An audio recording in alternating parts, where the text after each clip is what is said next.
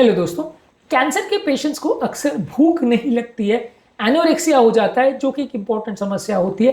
आज बात करेंगे कुछ यूजफुल टिप्स के बारे में जो इस मामले में आपकी मदद करेंगे और उस भूख ना लगने वाली प्रॉब्लम में आपके लिए सिग्निफिकेंटली उपयोगी साबित होंगे। टॉपिक बहुत ही इंपॉर्टेंट है क्योंकि कैंसर के बहुत सारा पेशेंट्स में ये एनोरेक्सिया का प्रॉब्लम होता है। टॉपिक पर जाने से पहले जो लोग हमारे चैनल पर नए हैं उन्हें रिक्वेस्ट करूँगा कि चैनल को सब्सक्राइब करें, वीडियोस को लाइक करें, शेयर करें, फॉलो करें, कमेंट करें, पूरा देखें। टॉपिक इंपॉर्टेंट है इसलिए एंड तक देखिएगा। चलिए शुरू करते हैं इंपॉर्टेंट वीडियो।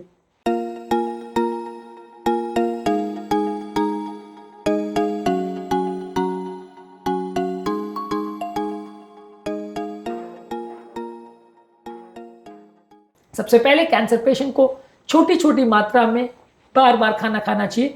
इसके कंपैरिजन में अगर व्यक्ति बार बार बड़ा बड़ा मात्रा में खाना खाता है तो वो खाना उसके लिए ज़्यादा ट्रॉमेटिक होता है, उसको खाना मुश्किल होता है, निगलना मुश्किल होता है, मैनेज करना मुश्किल होता है।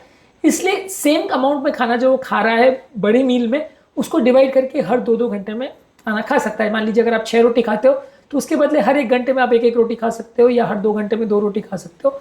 तो आपका खाना एक तरह से डिवाइडेड हो जाएगा। उतना खाना आपको मैनेज करने में ईजी भी रहेगा, पेट को डाइजेस्ट करना भी ईजी रहेगा और आपको बहुत ज़्यादा सुस्ती या कमजोरी का एहसास भी नहीं होगा। खाना खाना एक टॉर्चर या ट्रॉमा जैसा नहीं लगेगा। तो भूख कम लगने वाले पेशेंट को छोटी मात्रा में खाना खाना चाहिए और बार बार खाना खाना चाहिए। इसके अलावा आपको कोशिश करनी चाहिए कि हाई कैलोरी वाले ड्रिंक्स लीजिए, जैसे स्मूदीज है, मिल्क शेक्स है।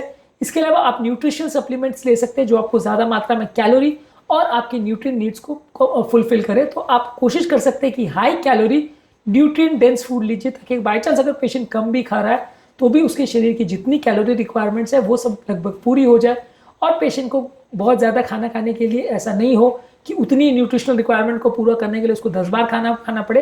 थोड़े बहुत जूसेस ड्रिंक्स में भी अपनी दिन भर की कैलोरी रिक्वायरमेंट और बेसिक न्यूट्रिशनल रिक्वायरमेंट को पूरा कर सके। इसके अलावा आप खाने के टेस्ट और स्मेल को इम्प्रोवाइज कर सकते हो। स्पाइसेस, हर्ब्स और फ्लेवर्स को यूज़ करके खाने को और ज़्यादा एक्साइटिंग और ज़्यादा एंटाइसिंग बना सकते हो ताकि पेशेंट उसको खाने की इच्छा करे और उसको ओवरऑल टेस्ट ज़्यादा अच्छा लगे। कई बार कैंसर के पेशेंट में टेस्ट चेंजेस हो जाते हैं, उनको खाना अच्छा नहीं लगता, तो अलग अलग तरह से आप खाने को एडजस्ट कर सकते हैं जिससे वो उनको टेस्टी लगे और उनकी भूख थोड़ी बेटर हो।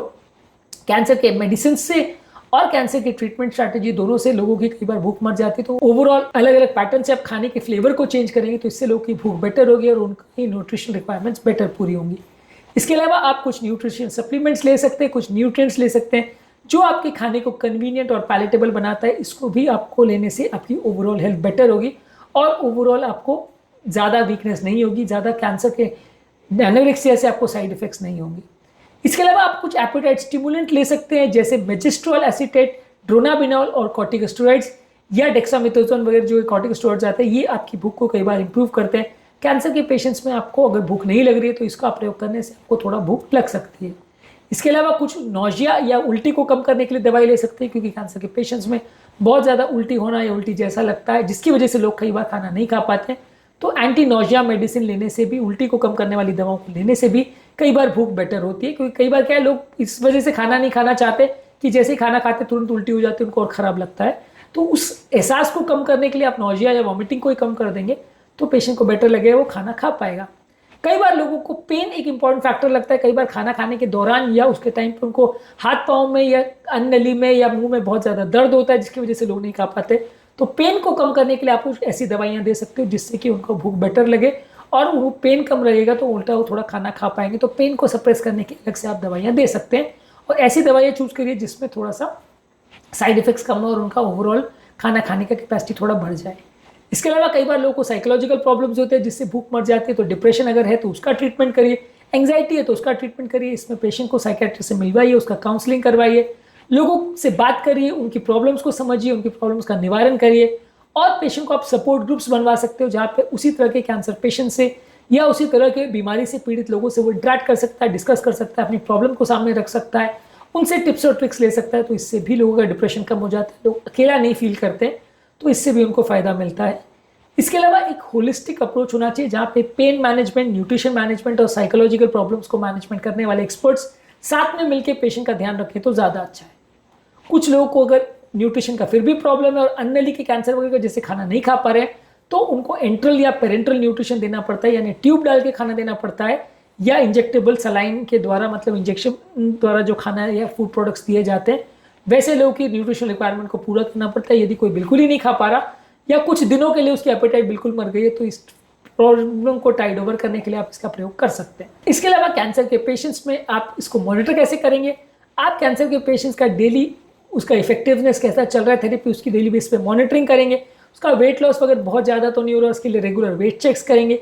पेशेंट का न्यूट्रिशन कॉम्प्रोमाइज़ तो नहीं हो रहा है, इसके लिए रेगुलर न्यूट्रिशनल असेसमेंट करेंगे।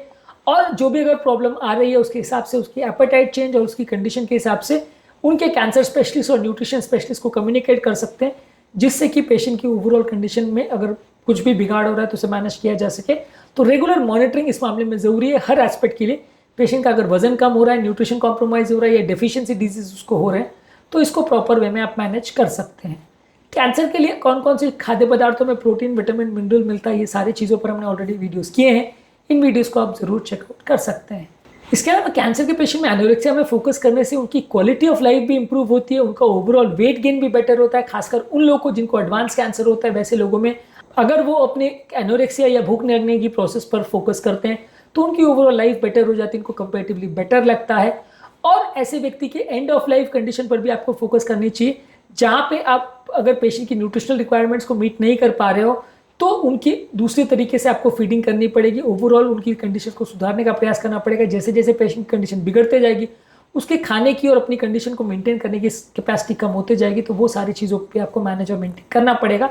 तो ये सारी चीज़ों में अलग अलग टाइम पे अलग अलग कंडीशंस के हिसाब से, अलग अलग कैंसर के हिसाब से पेशेंट की न्यूट्रिशनल रिक्वायरमेंट्स और उसकी ओवरऑल कंडीशन में चेंज होता है। उसके हिसाब से आपको फीडिंग स्ट्रैटेजी या पेशेंट की मैनेजमेंट स्ट्रैटेजी में चेंजेस करने पड़ते हैं। तो इसमें रेगुलर मॉनिटरिंग की आवश्यकता होती है। तो आज के टॉपिक में हमने बात करी कि कैंसर के पेशेंट को अगर भूख नहीं लग रही है तो क्या क्या चीज़ें वो कर सकता है जिससे उसको सिग्निफिकेंट मदद मिले। इसके अलावा अलग अलग वीडियोज़ में कैंसर से डिप्रेशन, कैंसर से एंग्जाइटी, कैंसर के अलग अलग कॉम्प्लिकेशंस, अलग अलग इश्यूज़ पर हमने बात करी। इन वीडियोज़ को भी ज़रूर चेकआउट करें। उम्मीद करूँगा कि आज के टॉपिक में कुछ नई बातें जानने को मिली होगी। जो लोग हमारे चैनल पर नए हैं उन्हें रिक्वेस्ट करूँगा कि चैनल को सब्सक्राइब करें, वीडियोज़ को लाइक करें, शेयर करें, फॉलो करें, कमेंट करें पूरा।